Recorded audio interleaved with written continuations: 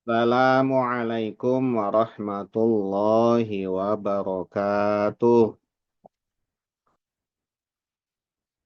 Bismillahirrahmanirrahim. Alhamdulillahi rabbil alamin. Wabihi nasta'in ala umurid dunya waddin. Wassalatu wassalamu ala ashrafil anbiya wal mursalin. Sayyidina wa maulana Muhammadin. Wa ala alihi wa ashabihi ajma'in. Wa la hawla wa la quwwata illa billahil aliyyil azim. Subhanaka la ilma lana illa ma 'allamtana innaka antal alimul hakim. Allahumma anfa'na bima 'allamtana wa 'allimna ma yanfa'una wa zidna ilman nafi'a. Amin ya rabbal alamin. Bapak Ibu hadirin wal hadirat rahimakumullah. Alhamdulillah puji syukur kita panjatkan kehadirat Allah Subhanahu wa taala atas segala karunia nikmatnya. Salawat dan salam semoga senantiasa terlimpahkan kepada junjungan kita Nabi besar Muhammad sallallahu alaihi wasallam, kepada keluarganya, sahabat-sahabatnya, dan para pengikutnya yang senantiasa mengikuti sunnah-sunnahnya sampai hari kiamat. Semoga kita, keluarga kita, anak keturunan kita tergolong umatnya Nabi Muhammad Sallallahu Alaihi Wasallam dan akan mendapatkan syafaatul uzmah fi yaumil qiyamah. Amin ya rabbal alamin. Bapak Ibu hadirin wal hadirat rahimakumullah. Alhamdulillah pada kesempatan sore hari ini kita diberikan kesempatan oleh Allah Subhanahu wa taala untuk melanjutkan kajian kitab Arba'in Nawawi.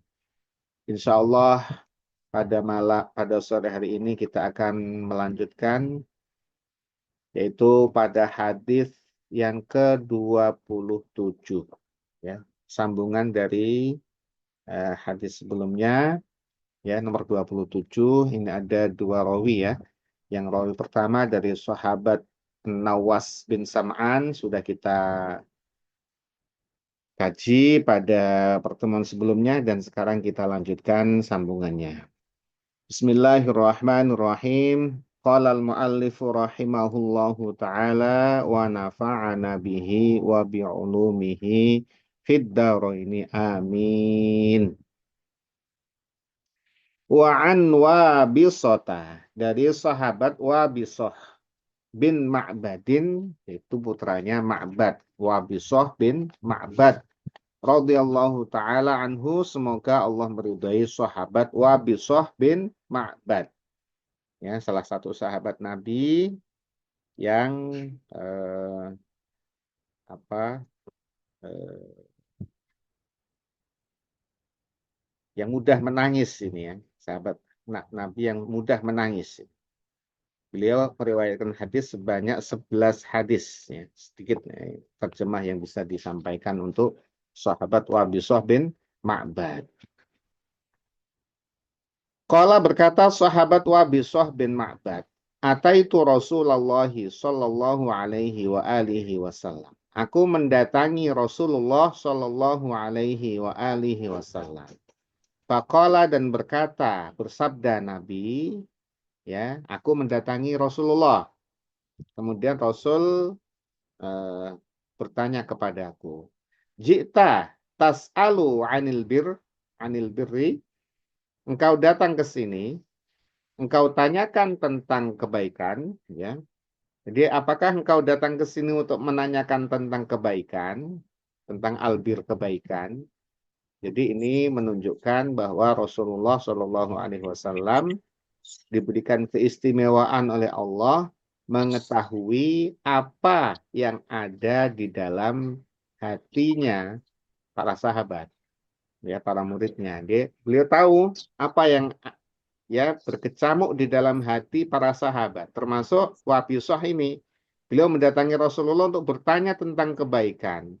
Tapi sebelum beliau bertanya, sudah ditanyakan Rasulullah, apakah engkau datang ke sini bertanya tentang kebaikan? Kultu, aku menjawab, naam, betul ya Rasulullah. Ya, jadi pertanyaannya sudah diketahui oleh Nabi, di dalam hatinya itu sudah diketahui oleh Nabi. Ini mukjizat. ya. Dan ada orang-orang yang soleh, orang-orang ya, termasuk wali-waliullah itu mengetahui apa yang ada di dalam hati dari para muridnya. Itu hanya Iya. orang-orang tertentu ya. Wah.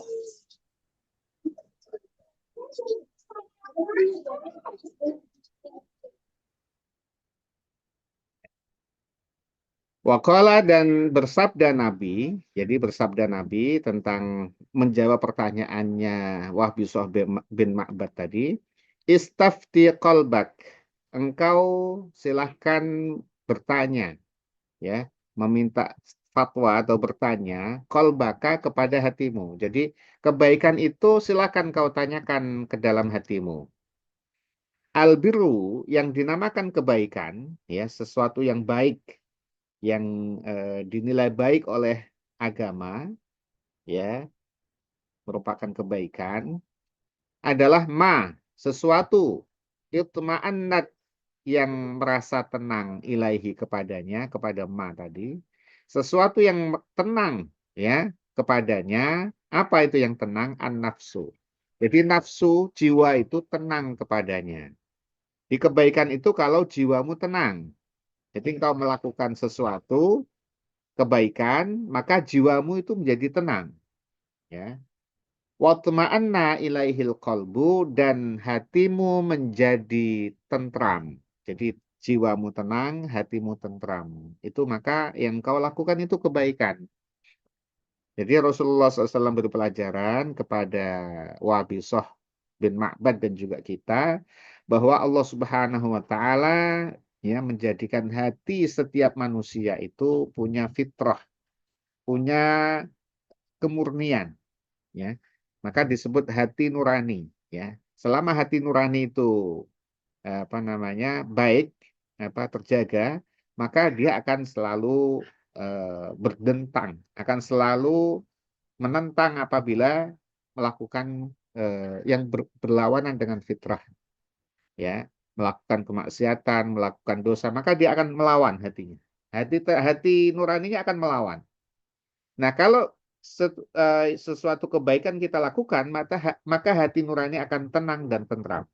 Gitu. Jadi ada di dalam setiap diri manusia hati nurani yang kemudian bisa menjadi pemandu kita. Apakah yang kita lakukan ini baik atau tidak? Kita semualah kita tahu bahwa kalau kita melakukan dosa, pada pertama kali kita melakukan dosa, pasti hatinya akan menentang, pasti. Karena itu sudah Allah tetapkan di dalam setiap diri manusia ada hati nurani, ada al-qalbu. Nah, kalau pada saat pertama kita melakukan kemaksiatan, melakukan dosa itu, hati menentang dengan keras, dengan keras, kemudian kita tabrak saja. Misalkan ditabrak, sudah tabrak saja. Nanti kedua kali menentang lagi, ditabrak lagi. Ya, artinya tidak dihiraukan suara hati nurani. Ya, tidak didengarkan suara hati nurani. Maka kedua kali, ketiga kali, makin lama, maka kemudian tidak ada lagi suara hati nurani. Jadi melemah sinyalnya. Kenapa sinyalnya melemah? Karena sering diabaikan. Karena itu jangan kita abaikan hati nurani kita masing-masing. Ya. Kemudian Rasulullah melanjutkan wal ithmu, dan kesalahan atau dosa. Dan dosa itu adalah sesuatu. Ya, sesuatu apa saja.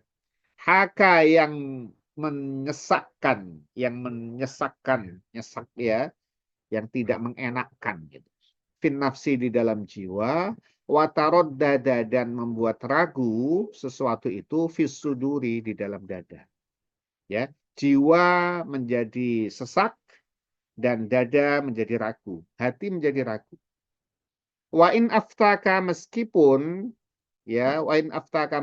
berfatwa kepadamu annasu, manusia, wa aftuka, dan mereka memberikan fatwa kepadamu, ya, sesuatu dosa, ya, itu adalah yang bertentangan dengan hati nurani seseorang, ya. Ini kita punya ini radar masing-masing, ya. Jadi kalau radar kita melawan, oh berarti ini tidak benar, ya, maka pasti bergemetar gitu, ya, Bahkan tangan apa ini bergemetaran ketika pertama kali melakukan keburukan atau kesalahan pasti gemetaran. Nah, kalau udah terbiasa berarti sudah profesional, gitu ya. Jadi profesional dengan maksiat itu berarti sudah berulang kali dan dia menutupi atau tidak menghiraukan suara hati nuraninya. Tapi bagi mereka yang masih bagus terjaga, maka pertama kali dia melakukan keburukan pasti itu gemetaran, hatinya nggak enak, sesak segala macam. Itu berarti sinyalnya masih bagus, ya. Nah, meskipun manusia berfatwa, ya, yang kemudian seolah menenteramkan, ya. Misalkan kita tahu nih ada seorang wanita yang tahu bahwa dia telah menyusui apa namanya seseorang dan kemudian yang disusui tadi itu ingin menikahi anaknya yang perempuan misalkan.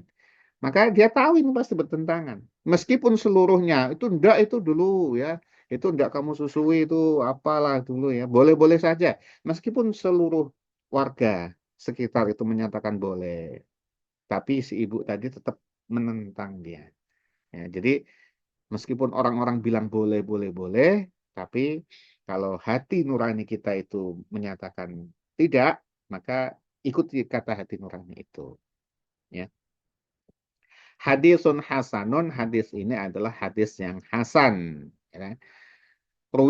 Rawainahu, kami meriwayatkan hadis tersebut fi musnadayil imamaini, yaitu pada apa atau apa di dalam kitab musnadnya kedua imam Ahmad bin Hambal, Wad Darimi dan Imam Darimi bi isnadin hasanin dengan isnad yang hasan. Ya, itu adalah tentang kebaikan dan dosa. Al hadis saminu wal ishruna, hadis yang nomor 28. Hadis nomor 28.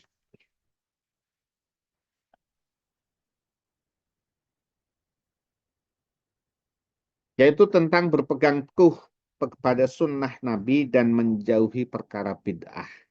Ya. An Abi Najihin, dari sahabat Abu Najih. Itu nama kunyahnya Abu Najih, Al-Irbad bin Sariyah. Yaitu namanya Irbad bin Sariyah. Ya.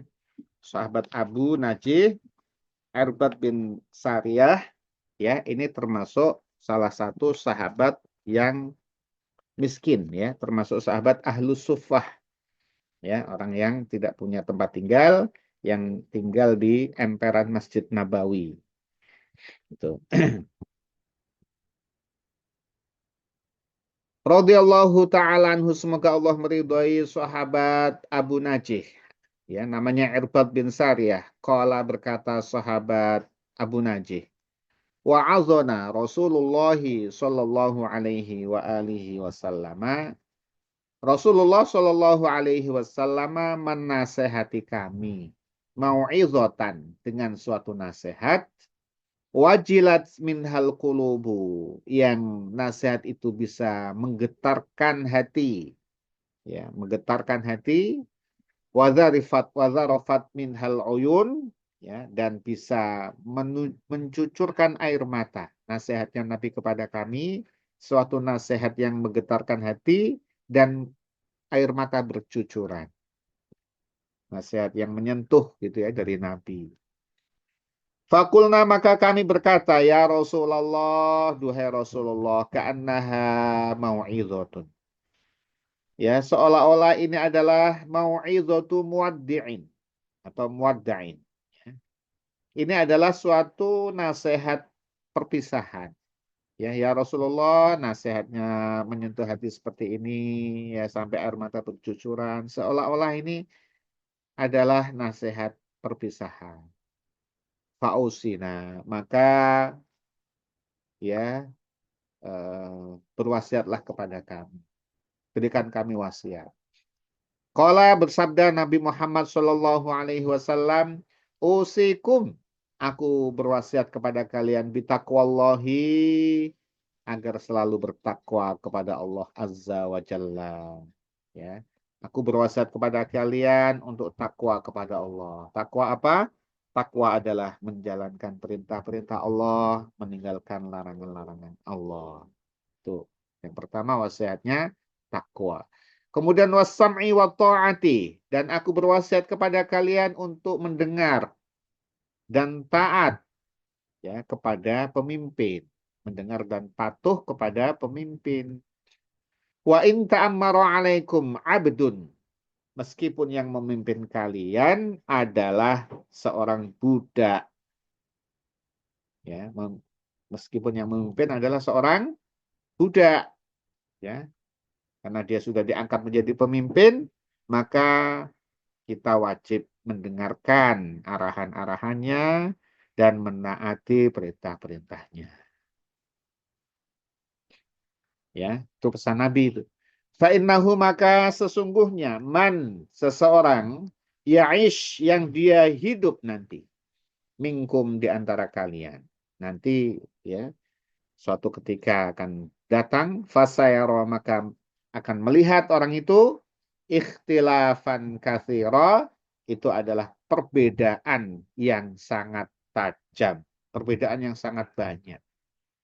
Jadi nanti kalian hidup itu ya, masa demi masa nanti akan timbul pertentangan, timbul perselisihan yang akan sangat banyak. Kenapa ya? Karena memang sumber pemutus perkara semakin jauh. Kalau pada masa Nabi Muhammad SAW, semua perkara selesai, ya selesai dengan Nabi. Semuanya tunduk kepada keputusan Nabi. Ya. Tapi begitu sepeninggal Nabi nanti masa demi masa, ya kemudian Sayyidina Abu Bakar, Umar masih bagus karena masih dekat dengan sumbernya, masih hangat, masih bagus. Kemudian Sayyidina Utsman sudah mulai agak ini goyang ya, sampai akhir masa kepemimpinan Sayyidina Utsman, kemudian Sayyidina Ali, sudah banyak pertentangan, ya, perbedaan pendapat, bahkan kemudian peperangan ya, peperangan karena memegang prinsip ya, sama-sama memegang prinsip ya. Ini terjadi peperangan. Dan kemudian terus khalifah sampai nanti semakin banyak pandangan, semakin banyak ya pemikiran dan sebagainya. Jadi Rasulullah mewanti-wanti umatnya ini, berwasiat kepada umatnya agar tadi itu ya, takwa kepada Allah, mendengar dan taat kepada pemimpin meskipun pemimpin itu adalah seorang budak ya. Kemudian dilanjutkan oleh Nabi nasihatnya.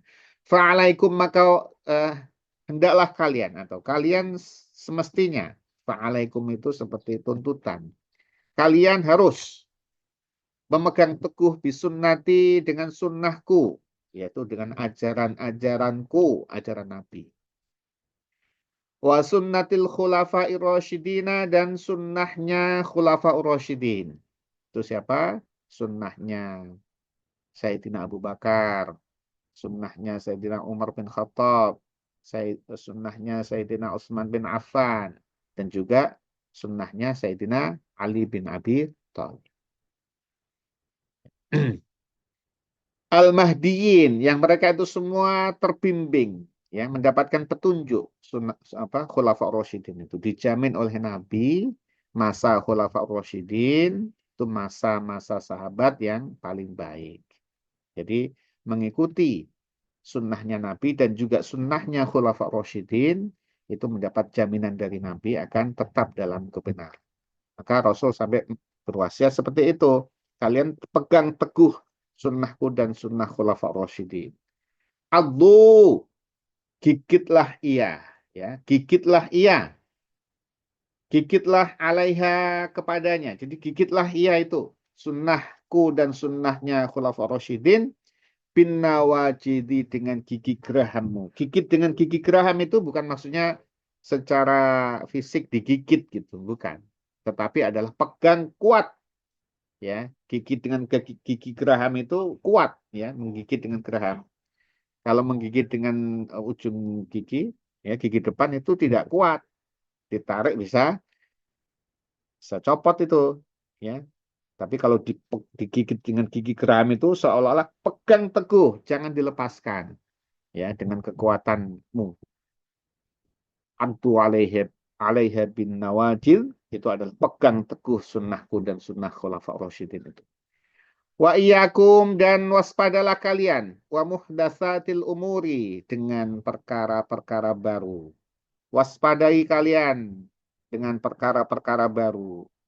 Perkara-perkara baru dimaksud di sini adalah perkara-perkara baru yang tidak ada sandarannya, tidak ada dalilnya, ya baik pada Al-Quran, hadis Nabi maupun sunnah para sahabat. Tidak ada dalilnya. Itu muhdatsatul umur. Fa inna kulla bid'atin karena sesungguhnya setiap bid'ah. Tadi muhdatsatul umur yaitu perkara baru yang tidak ada dalilnya, yang tidak ada sandarannya adalah dolalatun. Itu adalah sesat. Jadi perkara-perkara baru tentang agama yang tidak ada sandarannya, tidak ada dalilnya, baik Al-Quran maupun hadis, ya maka itu adalah bid'ah dolalah. Bid'ah yang sesat. Contohnya apa? Contohnya menetapkan satu Ramadan, yaitu dengan apa? Dengan gelombang air pasang laut. Itu tidak ada dalilnya. Itu bid'ah dolalah. Ya. Menetapkan satu Ramadan atau satu Syawal dengan apa? Dengan arah angin. Itu bid'ah dolalah itu. Karena tidak ada dalilnya, tidak berdasar sama sekali dengan apa pasang surut air laut. Ya, itu ada itu sebagian orang yang mengaku Islam, ya, ya, kemudian dia puasa sudah mendahului 3 hari sebelum ketetapan satu Ramadan dia udah puasa duluan. Ditanya kena alasannya apa? Karena melihat pasang surut air laut itu. Atau dia punya kalender sendiri yang dia tetapkan sendiri, itu semua bid'ah dolalah seperti itu. Ya. Yang benar adalah mengikuti dalil Nabi. Apa yang petunjuk Nabi? Sumu li ru'yatih wa aftiru li ru'yatih. Itu dalil, itu hadis itu. Berpuasalah kalian karena engkau melihat hilal dan kamu silakan apa namanya itu beridul fitri sebab melihat hilal. Jadi melihat hilal, ru'yatul hilal. Nah, kemudian hisab juga ada karena hisab itu ya ada perhitungan secara eksak bahwa bulan itu sudah terlihat. Bulan itu bisa dilihat atau bulan itu sudah muncul. Jadi ada nyambungnya ke sana gitu. Jadi kalau yang tadi itu pasang surut air laut, arah angin atau punya kalender apa begitu ya, itu jelas bid'ah dolal. Ya. Jadi itu. Maka di sini bagaimana umat ini, bagaimana umat Islam yang awam, bagaimana caranya? Ikuti, ya, ikuti jamaah yang besar di kalangan kaum muslimin. Insya Allah itu selamat. Itu apa? Ya kalau di Indonesia ada Nahdlatul Ulama, kemudian ada Muhammadiyah, ya, kemudian ada misalkan Persis, ya, atau Majelis Ulama Indonesia, gitu ya. Yang tentunya mereka yang ini ya yang bisa diikuti yang pengurus pusatnya ya, para kiainya gitu ya atau Majelis Ulama Indonesia.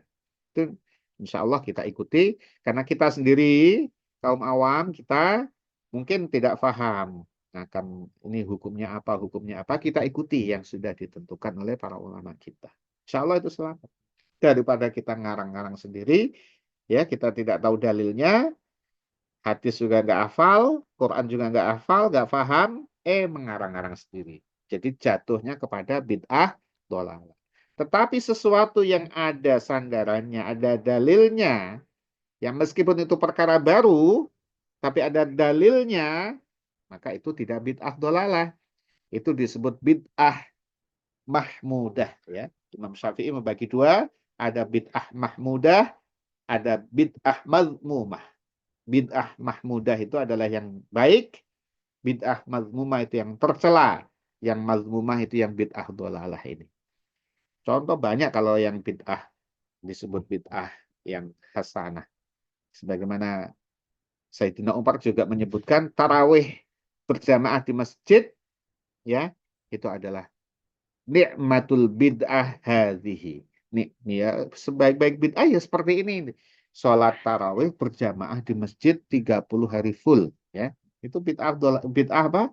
Bid'ah yang baik. Itu sudah diakui oleh Sayyidina Umar. Ya, kenapa? Karena Nabi sholat tarawihnya tidak full di masjid. Ya, sholatnya beberapa hari, kemudian beliau sholat di rumah. Itu Nabi, gitu ya.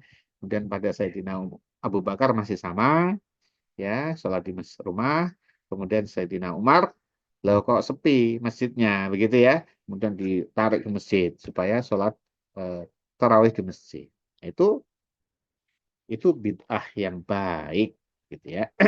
Karena 30 hari full jadinya sholat tarawih di masjid. Rawahu Abu Dawud, meriwayatkan hadis tersebut adalah Imam Abu Dawud wa Tirmidzi, ada baca Tirmidzi, ada baca Turmudzi, itu tidak masalah. Di teks yang disebut Turmudzi, di teks ini Tirmidzi, ya tidak masalah. Waqala dan berkata Tirmidzi, Imam Tirmidzi, hadisun hasanun sahihun, hadis ini adalah hadis yang hasan dan sahih. Hadis hasan sahih derajatnya di bawah hadis yang sahih. Al-haditsu tasi'u wal ishruna, hadis yang nomor 29. An Mu'adz bin Jabalin, dari sahabat Mu'adz bin Jabal radhiyallahu anhu, semoga Allah meridhai sahabat Mu'adz bin Jabal. Sahabat Mu'adz bin Jabal termasuk sahabat Ansor yang ketika masuk Islam usianya sangat muda belia. Usianya sekitar 18 tahun masuk Islam. Dari golongan Ansor, muda belia, sangat ganteng dan tampan, bicaranya baik, dermawan, ahli ibadah, wawasannya luas. Wah, menjadi idola. Ya. Tetapi beliau hanya berusia sekitar 34 tahun saja.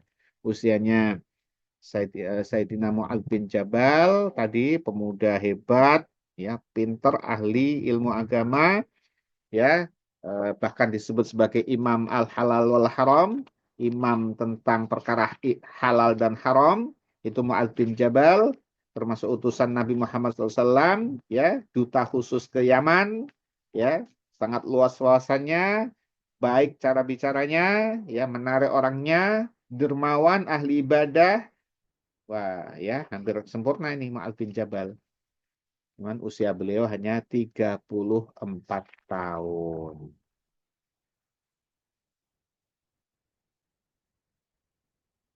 Beliau merawatkan hadis banyak 157. Qala berkata sahabat Mu'adz bin Jabal, qultu, aku berkata, ya Rasulullah, duhai Rasulullah, akhbirni bi'amalin. Akhbirni, ya, berikan pelajaran kepadaku bi'amalin, dengan satu amal, yudkhiluni, yang bisa menjadikan aku masuk al jannata, ke dalam surga. Ya Rasulullah, berikan pelajaran kepadaku tentang satu amal yang bisa memasukkan aku ke dalam surga. Wa yubaiduni, dan bisa menjauhkan aku anin nari, dari neraka. Tuh, ya. Sahabat-sahabat itu semangat, pada semangat masuk surga, ya. Kita juga begitu mengikuti sahabat, ya. Semangat masuk surga. Karena surga adalah wujud dari eh, rahmatnya Allah Subhanahu wa Ta'ala. Orang masuk surga karena rahmatnya Allah. Lah ini karena amal, kenapa? Ya betul, amal ini yang bisa menjadikan masuk surga adalah amal yang diterima Allah Subhanahu wa Ta'ala dengan rahmatnya. Kan begitu. Jadi nyambung, tidak ada yang bertentangan. Dan amal tadi bisa menjauhkan aku dari neraka. Qala, bersabda Nabi Muhammad SAW, laqad sa'alta an azimin, ya, sungguh engkau Mu'adz menanyakan sesuatu yang agung, sesuatu yang besar. Sesuatu yang besar itu apa? Amal yang memasukkan ke dalam surga dan menjauhkan dari neraka itu sesuatu yang besar, ya, bukan sesuatu yang kecil, jauh dari sekitar dunia seisinya.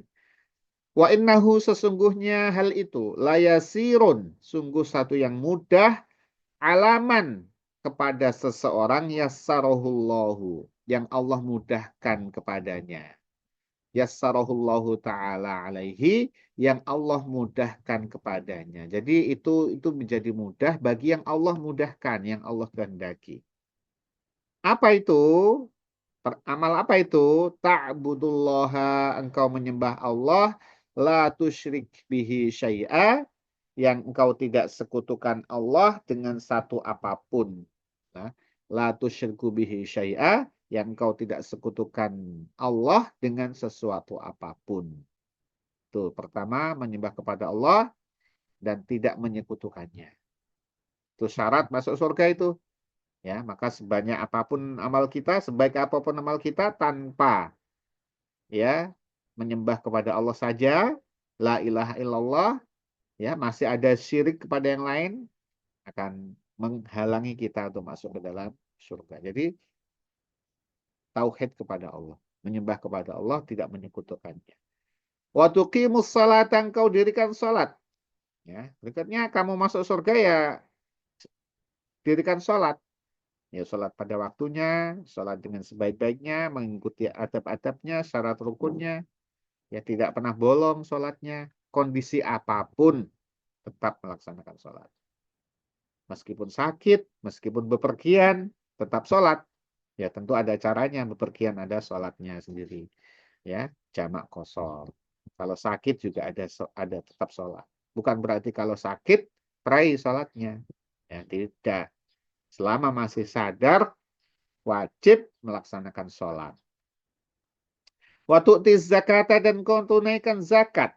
Ya, kalau memang sudah ada kemampuan zakat, ya pada harta-harta tertentu yang ada kewajiban zakat, sudah memenuhi syarat rukunnya, maka engkau harus keluarkan zakat kalau engkau mau masuk surga. Watasumu Ramadhana, dan kau berpuasa di bulan Ramadan, ya, watahujjal atau watahujjul baita, dan engkau melaksanakan haji ke Baitullah. Jadi melaksanakan rukun-rukun Islam itu syarat ya, untuk bisa masuk ke dalam surga. Sumakala, kemudian Rasulullah bersabda, ala adulluka, maukah engkau aku tunjukkan ala abwabil khairi, pada pintu-pintu kebaikan. Jadi ditambah pelajarannya oleh Nabi. Lakukan rukun Islam, kemudian ditambahkan oleh Nabi. Maukah aku ajari kamu tentang pintu-pintu kebaikan? Di pelajarannya ditambah oleh Nabi. Ditanya dulu, supaya apa? Supaya Mu'adz siap, gitu ya. Supaya Mu'adz siap. Nah, apa itu? Tentu mau sahabat Mu'adz. Diberi pelajaran kok nggak mau. Ya. Nah, apa itu pintu-pintu kebaikan? As-saumu junnatun. Puasa itu sebagai perisai. Perisai dari api neraka. Ya, lakukan puasa. Puasa itu sebagai perisai dari api neraka. Selain puasa Ramadan, tambah puasa-puasa sunnah. Semampunya. Wassodakotu, dan sedekah itu tutfi'ul khoti'ata, bisa menghapuskan kesalahan, kama yutfi'ul ma'un nara, sebagaimana bisa memadamkan api itu akan apa itu? Air akan api. Api bisa dipadamkan air. Maka sodakoh bisa memadamkan atau menghapuskan kesalahan. Itu pelajaran dari Nabi. Sedekah menghapus kesalahan. Wassalatu rajuli, dan sholatnya seseorang fi jaufil laili, di tengah malam. Ini pelajaran tambahan Nabi. Selain melaksanakan rukun iman, rukun Islam tadi, lakukan tambahan puasa sunnah, sodakoh sunnah, selain juga tentunya zakat wajib. Lakukan sedekah juga, karena sedekah bisa menghapus kesalahan. Kemudian lakukan sholat malam. Sholat di tengah atau di sepertiga akhir malam. Summa ta'ala, kemudian Rasulullah membaca Al-Quran. A'udzubillahi minasyaitonirrajim. Tatajafa junubuhum 'anil madaji'i yad'una rabbahum khawfan wa tama'an wa mimma razaqnahum yunfiqun. Ila akhir ayat sampai hatta idza balagha ya'malun. Yaitu pada surat As-Sajdah ayat 16 sampai 17. Ya, surah yang sunnah dibaca ketika subuh sholat Jumat subuh hari Jumat. Yaitu Rasulullah membaca tata jafa junubuhum, lambung-lambung mereka itu jauh dari tempat tidurnya orang-orang soleh, ya. Jauh dari tempat tidurnya itu maksudnya bangun malam, ya, bukan melekat di tempat tidur, tapi jauh itu maksudnya dia bangun malam untuk sholat malam, ya. Hatta ya'malun sampai akhir ayat ya'malun. Bahwa sebagai balasan terhadap apa yang telah mereka kerjakan. Tuh, ya, ayat-ayat tentang sholat malam. Semakola kemudian Rasulullah bersabda, ala ukhbiruka biroksil amri, maukah engkau aku berikan pelajaran tentang pokoknya amal. Tentang pokoknya amal. Ya, kepalanya amal itu pokoknya amal. Pokoknya perkara ya. Biroksil amri tentang pokoknya perkara. Wa umudihi dan tiangnya itu. Ya, dimaksud perkara itu adalah perkara agama, kemudian tiangnya agama, wadirwati sanamihi dan puncak tertingginya agama. Kultu bala ya Rasulullah. Wong diberikan pelajaran Nabi ya tentu bala ya Rasulullah. Bala ya Rasulullah. Ya tentu wahai Rasulullah. Qala bersabda Rasulullah, Ra'sul amri al-islamu. Ya, pokok dari urusan adalah al-islamu, yaitu Islam. Ya, pegang Islam. Ya, dengan apa? Menjalankan rukun-rukun Islam tadi. Wa umuduhu dan tiangnya adalah as-salatu salat. Jadi tiangnya agama itu salat. Salatnya kuat, maka agamanya akan kuat. Salatnya baik, maka agamanya akan kokoh. Tapi sholatnya rapuh, bolong-bolong ya tiangnya bolong-bolong ya. Rapuh itu agamanya ya. Rapuh itu bisa runtuh roboh ya. Kuatkan Islam kita dengan sholat yang baik, yang benar ya. Wadirwatu sanamihi dan puncaknya, puncak tertingginya. Jadi kalau unta itu ada punuk unta yang punuk unta itu yang paling atas. Ya, punuk unta itu paling tinggi. Kepalanya masih di bawah punuk unta. Jadi puncaknya itu ya. Dirwati sanami itu puncak punuk unta, tapi maksud di sini adalah puncaknya agama tadi, puncak dari urusan adalah al-jihadu jihad.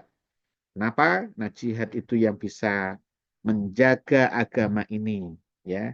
Kalau dianiaya segala macam, jihad itu ditegakkan supaya agama tidak dinistakan, agama tegak, ya. Syariat Islam bisa tegak itu jihad. Summakola kemudian Rasulullah bersabda, ala ukhbiruka, ditambahi lagi pelajarannya kepada Mu'adz bin Jabal ini. Ala ukhbiruka, maukah engkau, ya, aku berikan pelajaran bimalaki dzalika kullih dengan apa eh, dengan kepemilikan semua itu. Jadi mau nggak aku berikan kabar kepadamu tentang semua itu akan bisa didapatkan. Kultu bala ya Rasulullah. Tentu wahai Rasulullah. Fa'akhadha bilisanihi kemudian Rasulullah memegang lisannya ya, untuk memegang lisannya waqala dan bersabda Nabi ya kuffa alaika hadza kuffa alaika hadza ya. Maksudnya adalah jaga mulutnya gitu. Jaga akan engkau mulut ini ya.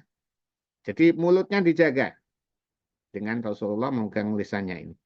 Qultu ya Nabi Allah, aku berkata wahai Nabi Allah, wa inna lamu akhiduna bima natakallamu bihi, apakah kami akan disiksa oleh Allah sebab bicara lisan ini, sebab kami berbicara dengan lisan ini gitu, ya.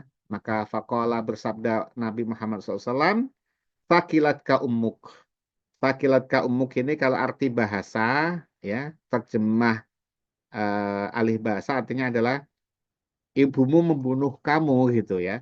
Jadi fakilatka itu membunuh kamu, umuka ibumu membunuh kamu. Maksudnya itu bukan itu. Ini idiom. Ya, kalau kita itu seperti ini. Kalau orang kita itu kalau bercakap-cakap itu lo piye tah kalau bahasa bahasa Indonesia. Lala gimana ini gitu ya. Itu bahasa Indonesianya begitu. Kalau orang Jawa lo piye toh. Nah, gitu. Maksudnya itu lo kok ini ya, gimana ini gitu kan. Lo piye toh.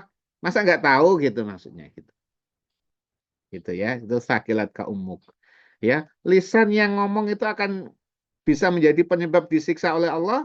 Nabi menjawab lo piye tah gitu ya wahal yukabbun nasu finnari ala wujuhihim ya tidakkah manusia itu disungkurkan ya apa dicampakkan ya atau kalau di sini tersungkur berarti yakubun nasu. Ya, tidakkah manusia itu tersungkur finnari di neraka ala wujuhim tersungkur pada wajahnya diprosotkan mukanya ke neraka ya, disungkurkan gitu. Au qala au syakku minar rawi yaitu rawinya itu ini apa? Ala wujuhihim atau ala manakhirihim ya. Jadi pada leher, pada wajahnya atau pada lehernya. Intinya disungkurkan dia di neraka.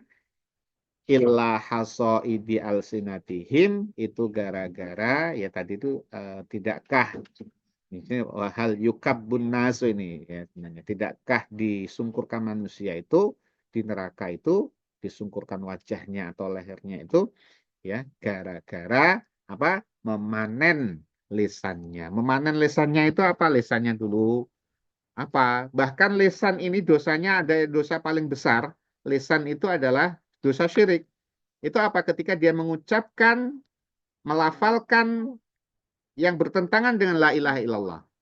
Jadi kalau ucapannya bertentangan dengan la ilaha illallah itu syirik. Jadi lisan ini bisa syirik kepada Allah. Ya, kalau bertentangan dengan la ilaha illallah, apa ada Tuhan selain Allah? Nah, menyembah apa mengucapkan yang itu menjadikan dia syirik atau menjadikan dia murtad, itu bisa lisan itu. Contohnya, saya nggak mau sholat karena sholat nggak wajib. Itu lisan seperti itu yang menyebabkan dia jadi murtad, ya, dikeluar dari Islam, masuk ke neraka. Atau dosa lisan misalkan apa, menuduh orang berbuat zina, qadzaf, menfitnah itu lisan ya ghibah segala macam jadi banyak ini dosa dari lisan itu maka disebutkan ya ada dua lubang manusia yang pada umumnya akan mencelakakan dia kalau tidak dijaga dengan baik apa itu dua lubang itu adalah lisan dan farj itu alat kemaluan kalau tidak dijaga dengan baik maka bisa menyebabkan dia disiksa di neraka. Na'udzubillah min dzalik. Rawahu Tirmidzi meriwayatkan hadis tersebut adalah Imam Tirmidzi waqala dan berkata Imam Tirmidzi hadisun hasanun sahihun. Hadis tersebut adalah hadis hasan dan sahih. Wallahu a'lam bishawab.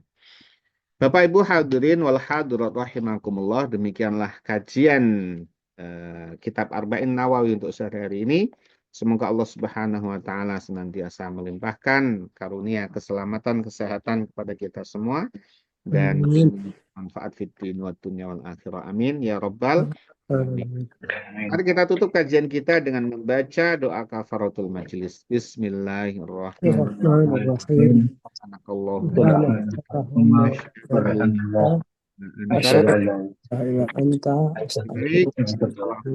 Wassalamualaikum warahmatullahi wabarakatuh. Waalaikumsalam warahmatullahi wabarakatuh.